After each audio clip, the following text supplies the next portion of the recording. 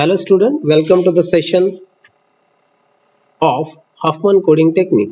Today we are going to discuss what exactly the need of Huffman coding. This technique is actually nothing but the source coding technique, as well as we are calling it as a variable length coding technique.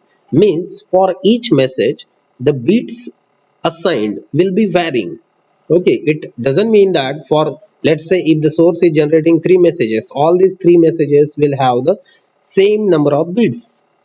Okay, so for each message the number of bits will be varying.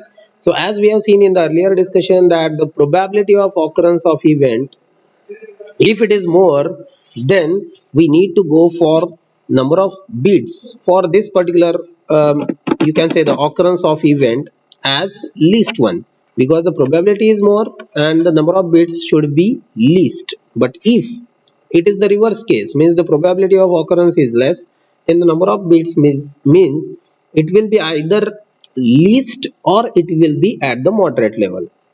Okay, so this is what the simple thing which we need to understand for variable length coding technique.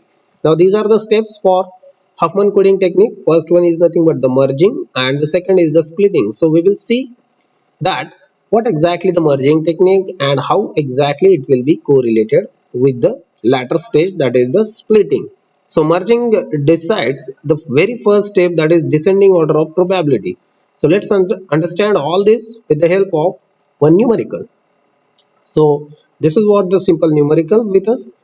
In this numerical, the statement is provided like apply Huffman coding for a DMS X which is having four symbols. Sorry, here actually it is three symbols. So x1, x2, x3. So with p of x1, that is 0.5, p of x2 0.3, p of x3 0.2. Calculate the code efficiency and redundancy. So these two factors we need to obtain. So as we are quite familiar that the efficiency can be calculated with this formula, that is efficiency is equal to h of x by L bar. So h of x one can directly calculate from the formula, that is summation minus summation p of x into log p of x to the base 2. So this p of x will be depending on how many exactly the messages we are considering. Okay, next is nothing but the L bar, that is the average code word length, which will be calculated based on this table which is shown over here. Right now it is at the blank stage. Let's proceed with this. We will go for obtaining the solution for this one. The very first step for Huffman coding is arrange the probabilities in a descending order. Means here we can put 0.5. So this is what the 0.5. Secondly, I can put here 0.3. Next, this will be the 0.2. So we have arranged the probabilities in a descending order. Remember, this is the same as that of the step which we followed in the Shannon-Fano coding technique. But here onwards, the things are going to vary. So let's first of all arrange the lower two probabilities. So I will select the lower two probabilities, add these two probability. So 0.3 plus 0.2, it will give me the addition as a 0.5. So since it is 0.5, so let me just uh, write the answer over here. This is what the addition of these two probabilities, it is 0.5. So it is same as that of the probability of message x1. So I need to put this at the step where it will be looking like this. So it will be 0.5. Now this 0.5 need to be shifted while arranging the probability at the next step. So this is how it will be done. Next, now remember here when we are shifting this 0.5 to the lower value, lower location rather, then actually we mean to say here that we are applying the minimum variance coding technique. In the forthcoming discussion we will see what exactly the minimum variance coding technique. But right now you just remember that whenever the result of addition of two probabilities matches with the any of the probability provided for any message in the earlier cases, then we need to shift this at the highest possible level. So this is how, again I will combine 0.5 and 0.5. So here the addition which I am getting is 1. This is where the completion of the steps are 2 are done. But what exactly the next step?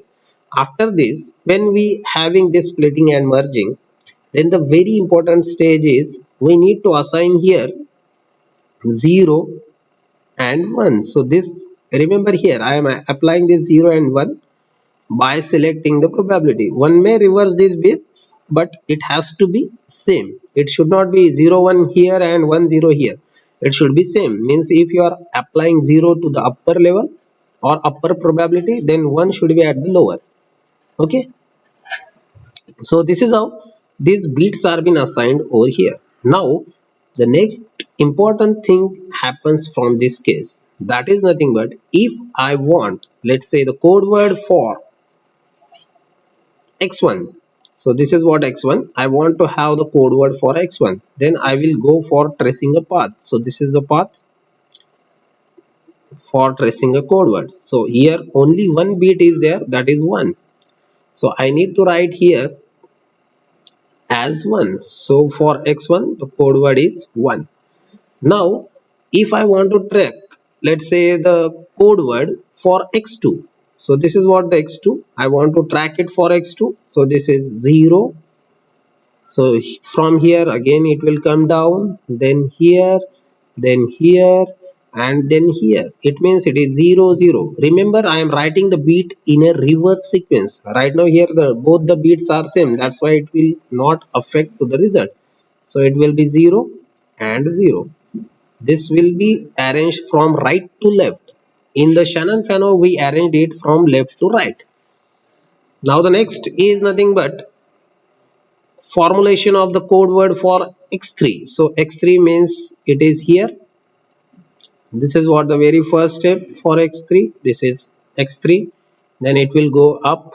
Then again following the same path as that of the x2. So it means it is this 0 and this 1. So the overall bits for it, let me change the color. It is 0 1.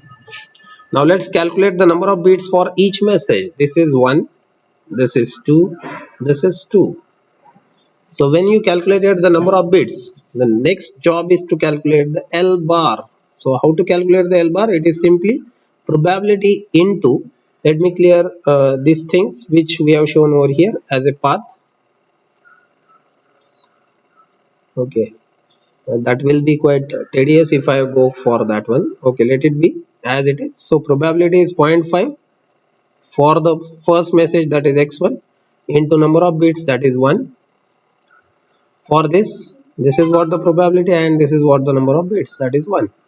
Similarly next is, it is 0.3 probability of x2 into number of bits, that is 2, plus 0.2 into 2.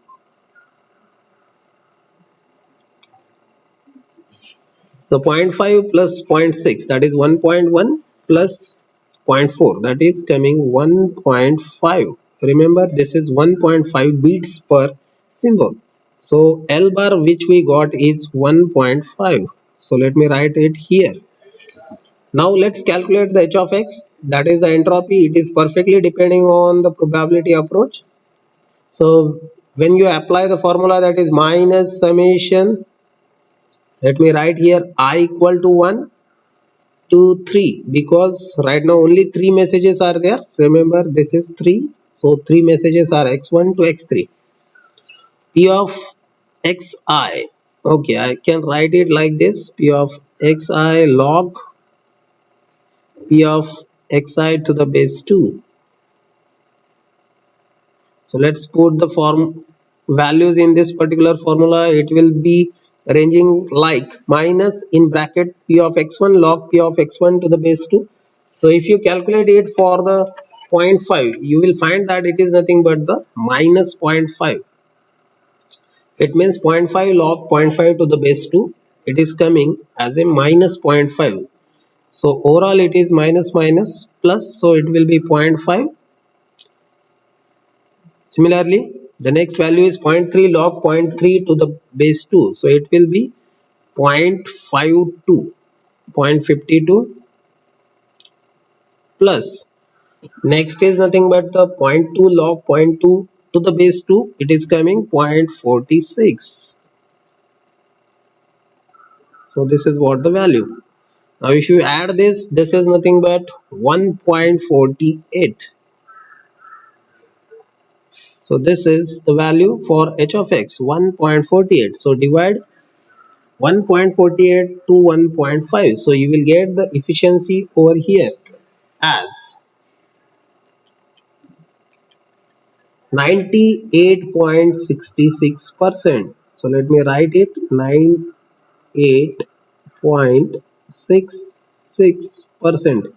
Now when we want to calculate, let's say, the redundancy, it is 1 minus efficiency. 1 minus efficiency. So without percentage it will be nothing but 0.98. So redundancy will be 1 minus 0.98. So it will come 0.013. So this is nothing but 0.013. Okay.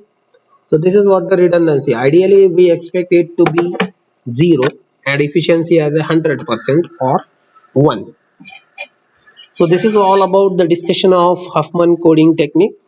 I hope everyone got it and try to solve the numericals of the same kind by grouping the lower two probabilities, whatever their addition you are getting. Then based on this result of addition, decide where to put that particular value, because again in the second step we expect the same kind of thing, means the probabilities should be in a descending order. And the very important thing over here is, when you are getting the matching of the result, put the result at the highest possible location. It should not be at the same location. Okay, it should be at the highest possible location where it suits, if it is getting matching with the earlier probabilities. So thank you everyone, thank you very much. Stay home, stay safe.